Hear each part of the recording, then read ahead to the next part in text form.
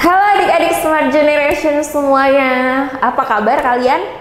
Kembali lagi di video pembelajaran Primagama bersama Kakak Jelita. Di sini Kakak adalah instruktur Smart untuk mata pelajaran biologi. Nah, adik-adik, hari ini kita akan membahas tentang sistem hormon atau bisa kita bilang sistem endokrin. Adik-adik pasti sudah tahu ya, apa itu hormon? Ya, lebih lanjutnya akan kita bahas di video pembelajaran berikut ini.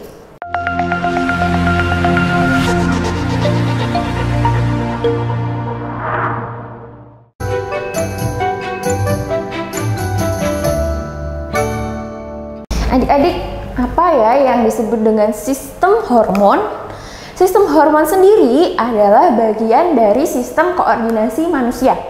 Sistem koordinasi mengatur atas tiga, yaitu sistem saraf, sistem hormon, dan indera. Sistem hormon ini bekerja lebih lambat responnya daripada sistem saraf.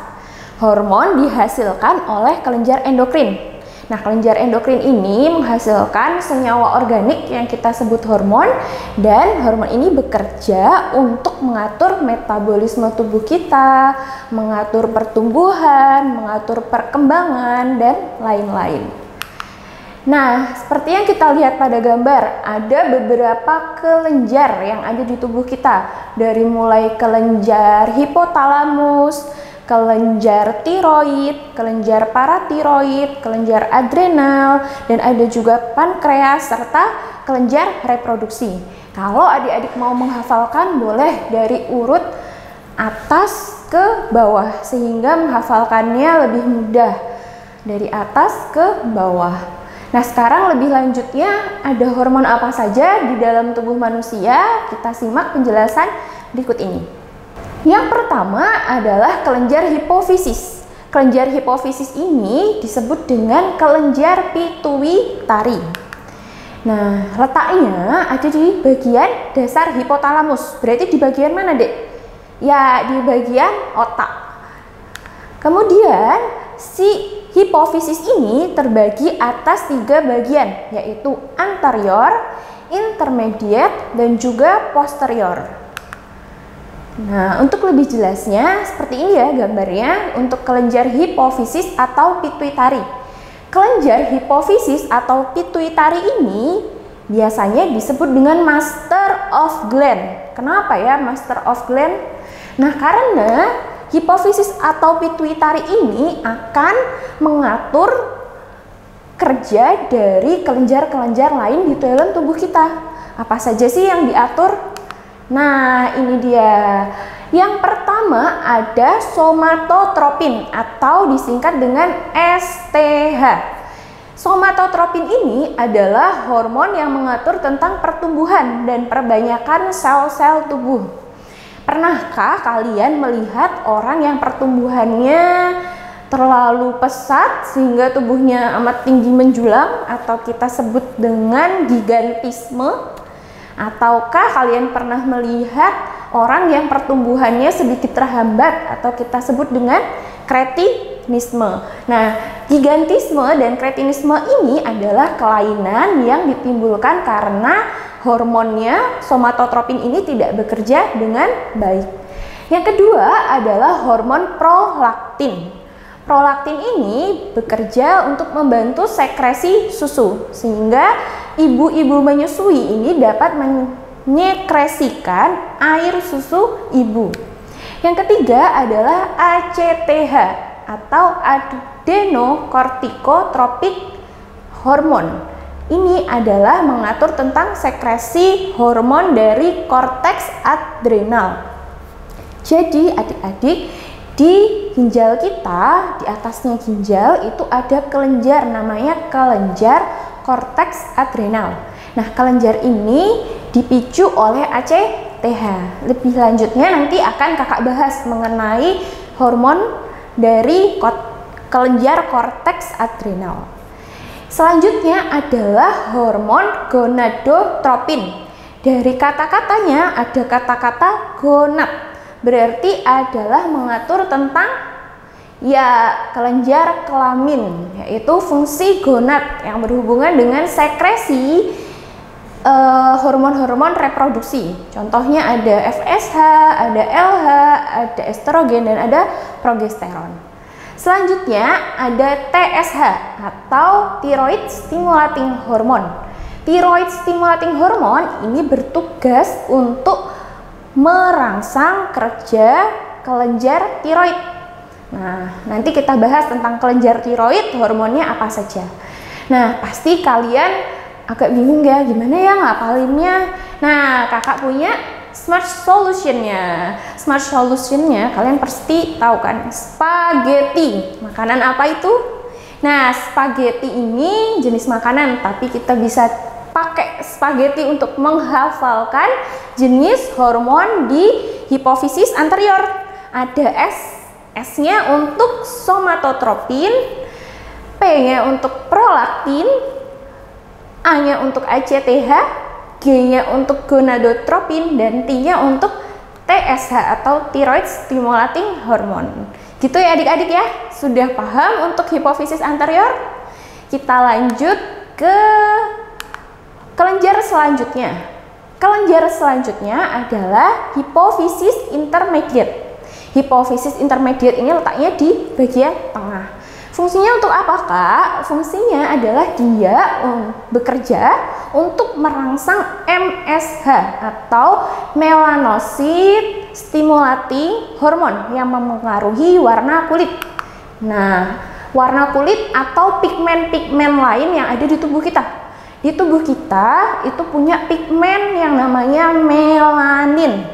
Pigmen melanin ini diproduksi oleh sel-sel melanosit.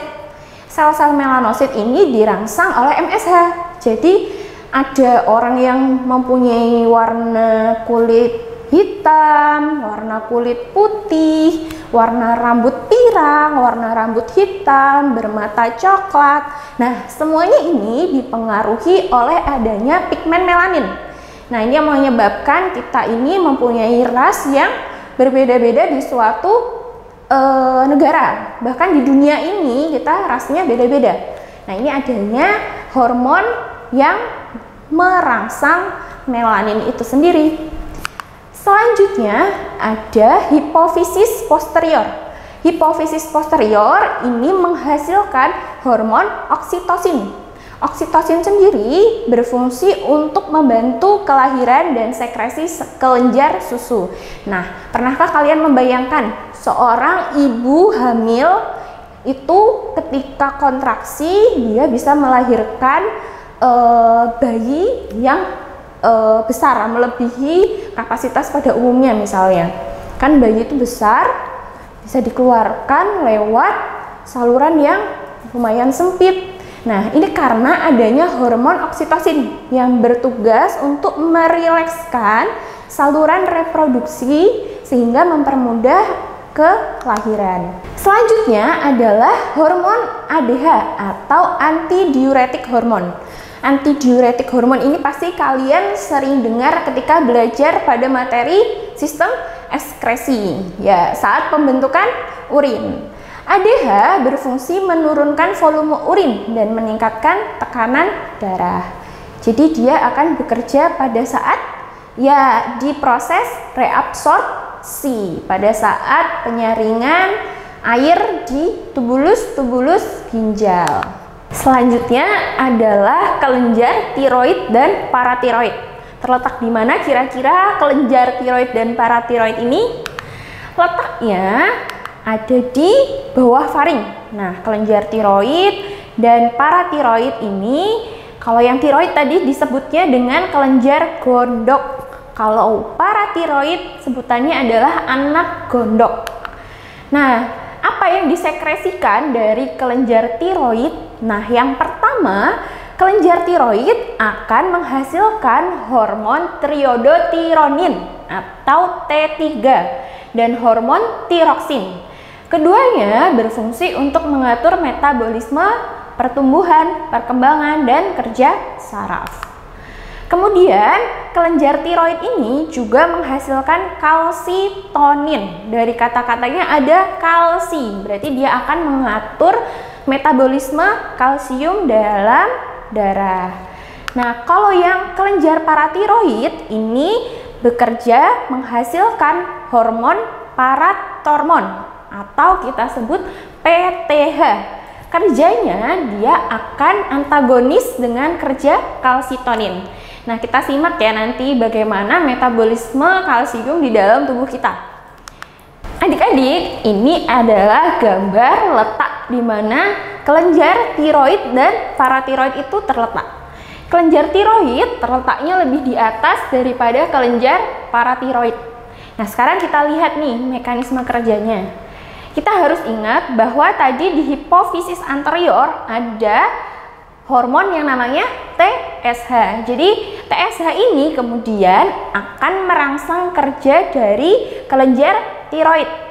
Kelenjar tiroid akan mensekresikan hormon T3 atau triodotironin.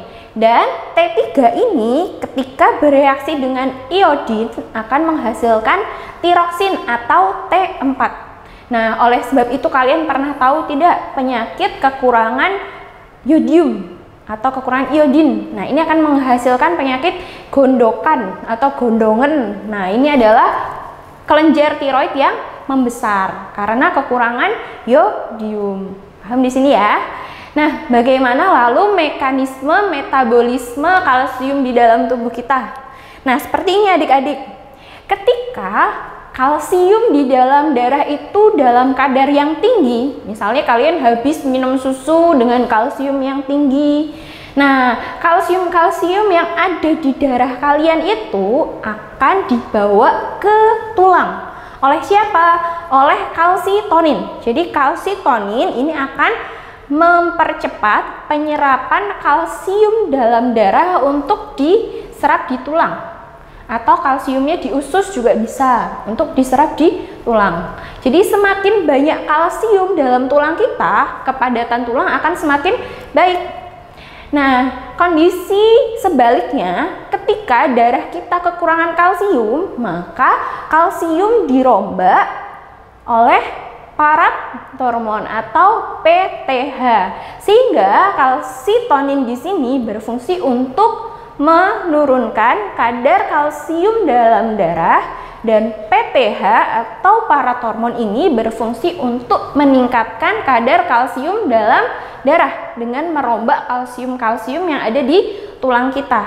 Nah, adik-adik, kalau kakak tanya ya, kalau misalnya kalsium di tulang kita ini dirombak terus-terus tanpa ada kalsium baru yang diserap, apa yang terjadi? Nah, yang terjadi adalah tulang akan kehilangan kepadatannya sehingga lebih mudah kropos. Jadi adik-adik, pada masa pertumbuhan ini baik untuk kalian mengkonsumsi kalsium atau boleh susu, boleh makanan-makanan yang tinggi kalsium seperti itu ya. Selanjutnya adalah kelenjar timus. Kelenjar timus ini letaknya ada di bagian dada atau bagian toraks. Boleh adik-adik lihat, kelenjar timus ini dekat dengan jantung kita.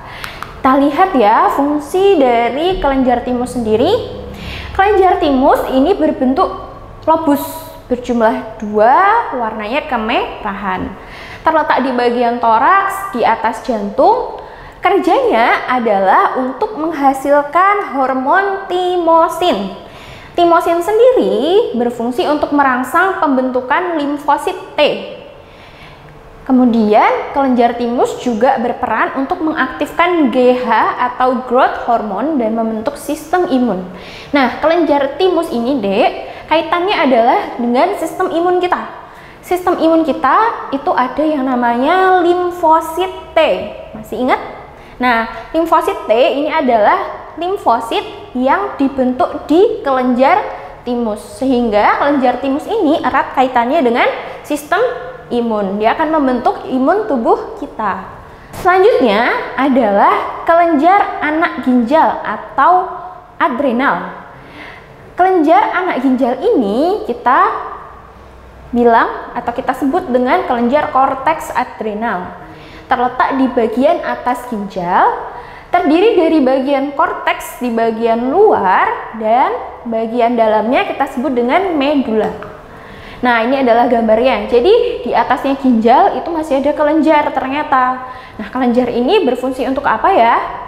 Nah, lebih lanjutnya ada tadi, masih diingat-ingat si Master of Gland. Master of Gland ini akan merangsang kelenjar anak adrenal. Hormonnya apa tadi adik-adik? Tak ingat-ingat lagi ya. Ada ACTH atau adenocorticoid atau adenocorticotropic hormone.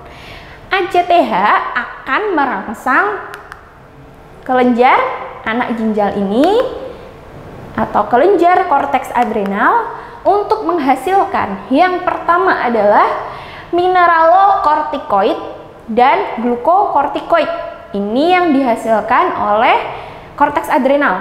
Ada juga hormon adrenalin dan noradrenalin. Mineralokortikoid ini berfungsi, ada kata-kata mineral, berarti untuk mengatur metabolisme mineral. Kalau glukokortikoid, ada kata gluko, berarti metabolisme ya glukosa. Ada juga adrenalin dan noradrenalin, atau kita bilangnya epinefrin atau norepinefrin. Nah, nama lainnya ya. Nah, kerjanya adalah untuk vasokonstriksi dan vasodilatasi. Misalnya kalian dalam keadaan adrenalin tinggi, nah ini adalah yang bekerja adalah hormon adrenalin. Selanjutnya ada kelenjar pencernaan dan pankreas. Di pencernaan kita itu juga ada kelenjarnya loh. Kelenjar berarti dia akan menghasilkan hormon. Apa saja? Nah, yang pertama kita lihat gambar dari sistem pencernaan kita. Ada kelenjar yang dihasilkan oleh lambung. Namanya hormonnya gastrin. Jadi hormon gastrin ini untuk merangsang sekresi getah lambung.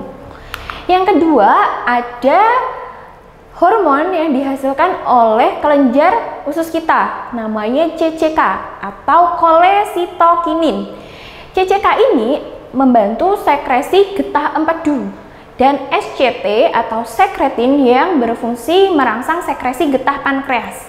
Perlu diingat bahwa di usus halus kita atau usus kita ini pencernaan enzimatis oleh enzim tripsin, amilase, lipase. Nah, tripsin, amilase, lipase ini dihasilkan oleh siapa? Oleh pankreas, sehingga ada hormon CCK. Kolesitokinin ini memicu pancreatic juice atau getah pankreas, getah empedu atau getah pankreas yang kemudian dibawa ke usus untuk bisa bereaksi secara enzimatis.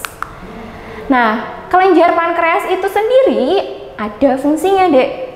Pankreas tidak hanya berfungsi di pencernaan, tapi dia juga akan berfungsi untuk metabolisme glukosa. Nah, di dalam pankreas ini ada namanya Pulau Langerhans.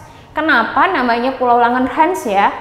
Karena yang nemuin namanya Bapak Langerhans. Nah, di Pulau Langerhans ini ada dua jenis sel, yaitu sel alfa dan sel beta. Sel alfa ini tugasnya adalah untuk menghasilkan glukagon, hormon glukagon namanya. Nah, yang sel beta berfungsi untuk menghasilkan hormon insulin. Nah, hormon insulin dan glukagon ini bekerja berkebalikan atau mereka bekerja secara antagonis. Kalau glukagon dia akan meningkatkan kadar glukosa darah. Kalau insulin berfungsi menurunkan kadar glukosa darah. Sekarang kita lihat skemanya seperti apa ya, Kak? Nah, seperti ini. Ketika di dalam tubuh kita ini tidak ada glukosa yang masuk atau pada saat kondisi puasa, adik-adik pernah kan? Nah, pada saat kondisi puasa kita tidak mengkonsumsi makanan secara intens kan? Nah, otomatis ada tabungan glikogen kita yang ada di hati itu, tabungan energi yang nantinya akan diubah ke dalam glukosa. Nah, ini akan diubah oleh si glukagon sehingga glikogen diubah oleh glukagon menjadi glukosa sehingga kita bisa tetap bermetabolisme menghasilkan energi seperti biasa.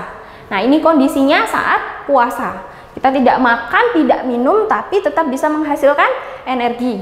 Nah, kebalikannya adik-adik, ketika kalian habis makan siang, makan siangnya nasi, terus minumnya es teh, terus habis itu kalian makan dessert. Nah, dibayangkan gula darah pada saat kita selesai makan itu akan meningkat. Nah, akibatnya apa? Akibatnya kadang-kadang kita ngantuk habis makan, ya kan? Nah, darah kita yang mengandung gula ini, gula berlebih ini akan diubah menjadi cadangan glikogen oleh insulin, sehingga glukosa darah turun. Itu adalah mekanisme metabolisme glukosa di dalam tubuh kita. Jadi glukagon dan insulin ini bekerja secara antagonis atau berkebalikan. Selanjutnya adalah kelenjar pineal. Kelenjar pineal ini terletak di mana ya? Kira-kira ada di dalam bagian otak kita. Kelenjar pineal sendiri berfungsi untuk mengatur ritmis biologis manusia. Nah, yang dihasilkan apa dari kelenjar pineal ini? Yang dihasilkan adalah hormon melatonin. Hormon melatonin ini mempengaruhi kinerja kelenjar hipofisis dan organ reproduksi. Nah, setiap makhluk hidup pasti punya bioritmisnya masing-masing. Nah, yang mengatur bioritmis pada tubuh kita ini adalah kelenjar pineal. Selanjutnya adalah kelenjar kelamin. Nah, ini dibedakan ya, kelenjar kelamin pada pria dan pada wanita itu berbeda. Kelenjar kelamin pada wanita, nah ini ada gambarnya. Kelenjar kelamin pada wanita itu dihasilkan oleh ovarium. Ovarium ini berfungsi menghasilkan, nah ada yang pertama estrogen. Estrogen ini dihasilkan oleh folikel de Graaff atau folikel matang yang ada di ovarium. Nah, pertumbuhan folikel yang matang ini dipengaruhi oleh FSH atau follicle stimulating hormone. Nah, fungsinya adalah untuk pertumbuhan kelamin sekunder pada wanita dan juga penebalan endometrium. Penebalan endometrium itu terjadi pada siklus menstruasi. Yang kedua adalah progesteron. Progesteron ini dihasilkan oleh corpus luteum. Apa itu corpus luteum? Corpus luteum adalah sisa-sisa folikel yang ditinggalkan sel telur pada saat selesai ovulasi. Nah, ovulasi sendiri dipengaruhi oleh hormon LH atau luteinizing hormone. Nah, si progesteron yang dihasilkan oleh corpus luteum ini berfungsi untuk mempersiapkan kehamilan. Jadi setelah ovulasi, dinding rahim itu dijaga agar tetap tebal. Karena apa? Karena ovulasi kan mempersiapkan adanya fertilisasi. Nah, ketika fertilisasi terjadi, maka dinding rahim itu dalam keadaan yang tebal. Nah, ketika tidak ada fertilisasi, maka progesteron ini akan menurun kadarnya sehingga terjadilah menstruasi. Begitu untuk kelenjar kelamin wanita. Selanjutnya adalah kelenjar kelamin pria. Di kelenjar kelamin pria, hormon yang dihasilkan apa saja kira-kira? Nah, kelenjar kelamin pria itu sendiri berupa testis. Nah, hormon yang dihasilkan apa? Nah, ada juga estrogen. Tetapi estrogen di pria ini fungsinya berbeda dengan estrogen yang ada di wanita. Kalau di pria, estrogen dihasilkan oleh sel Tolli. Nah, sel Tolli ini letaknya di testis. Dipengaruhinya oleh hormon FSH. Estrogen pada pria juga berfungsi untuk spermiasi. Yang kedua adalah hormon testosteron. Hormon testosteron dihasilkan oleh sel Leydig. Semuanya juga sel Leydig ini ada di testis. Dipengaruhi oleh ICSH atau interstitial cell stimulating hormone. Tugasnya untuk apa ini testosteron? Tugasnya atau fungsinya adalah untuk pertumbuhan kelamin sekunder dan juga spermatogenesis atau pembentukan sel sperma. Nah, adik-adik, tadi kan kita sudah belajar tentang materi sistem hormon atau endokrin ya. Sekarang kakak tes kalian untuk menjawab soal-soal yang kakak berikan. Gimana? Masih pada semangat kan? Nah, soal yang pertama adalah hormon yang dihasilkan oleh hipofisis anterior adalah berikut kecuali A. Somatotropin, B. Tiroid, C. ACTH, D. Oksitosin, dan E. Prolaktin. Kira-kira jawabannya? Nah, silakan adik-adik menebak dulu ya. Kira-kira tadi apa ya yang ada di hipofisis anterior, di posterior, di intermediate? Nah, bisa dicocokkan jawabannya dengan soal ini. Sudah? Nah, kita jawab bersama-sama ya. Jawabannya adalah oksitosin. Nah, diingat-ingat lagi tadi hipofisis anterior adalah di spaghetti. Di mana tadi spaghetti? Ada somatotropin, prolaktin, ACTH, gonad, dan juga tiroid. Jadi yang bukan adalah oksitosin. Oksitosin dikeluarkan oleh hipofisis posterior. Selanjutnya, pulau Langerhans pada kelenjar pankreas berfungsi menghasilkan hormon A. Insulin dan glukagon, B. Glukagon dan adrenalin, C. Insulin dan adrenalin, D. Epinefrin dan norepinefrin, E. Tiroksin dan kalsitonin. Ayo tadi yang berfungsi kerjanya antagonis atau berkebalikan. Tadi ada dua ya adik-adik yang bekerja secara antagonis.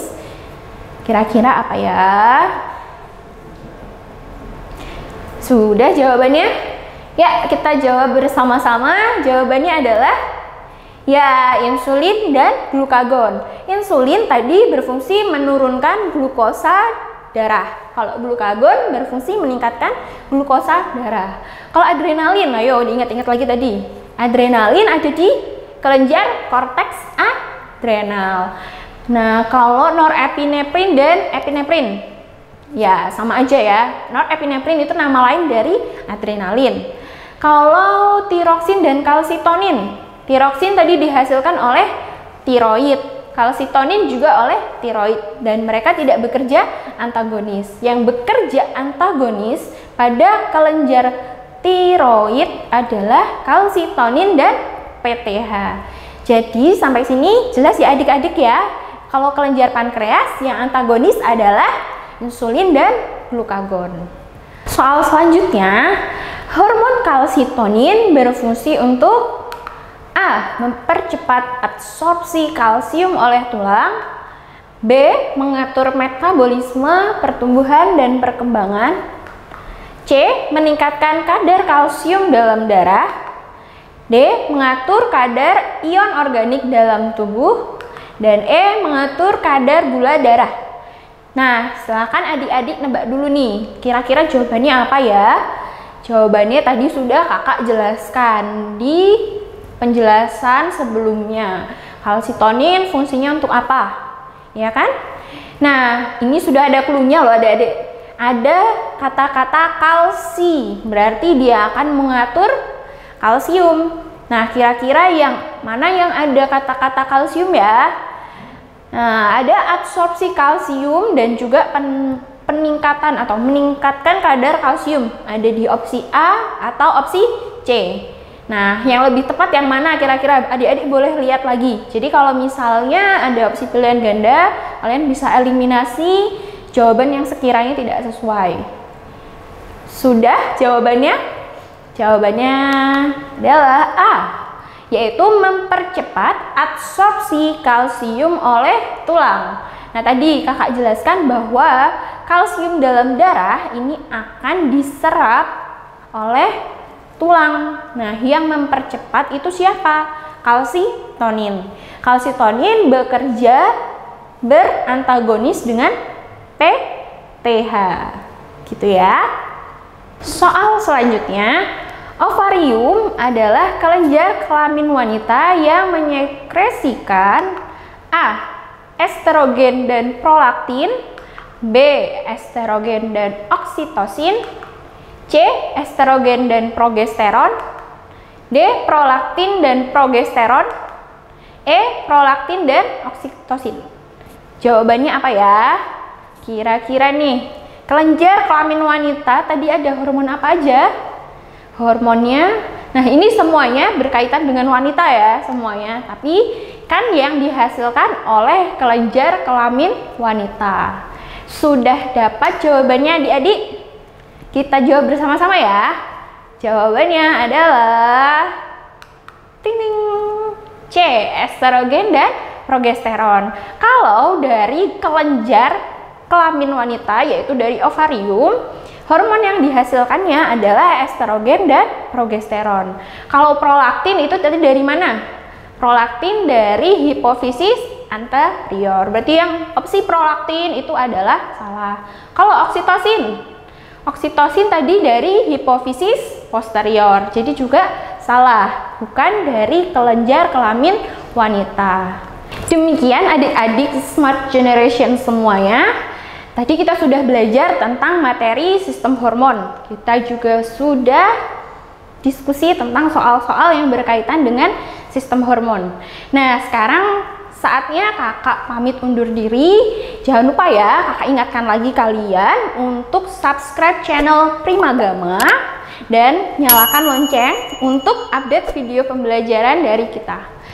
Nah, sekian adik-adik. Jangan lupa untuk selalu belajar, selalu bersemangat. Semoga pelajaran kita hari ini bermanfaat untuk adik-adik. Salam Primagama, Primagama siap, Primagama smart dan terdepan dalam prestasi.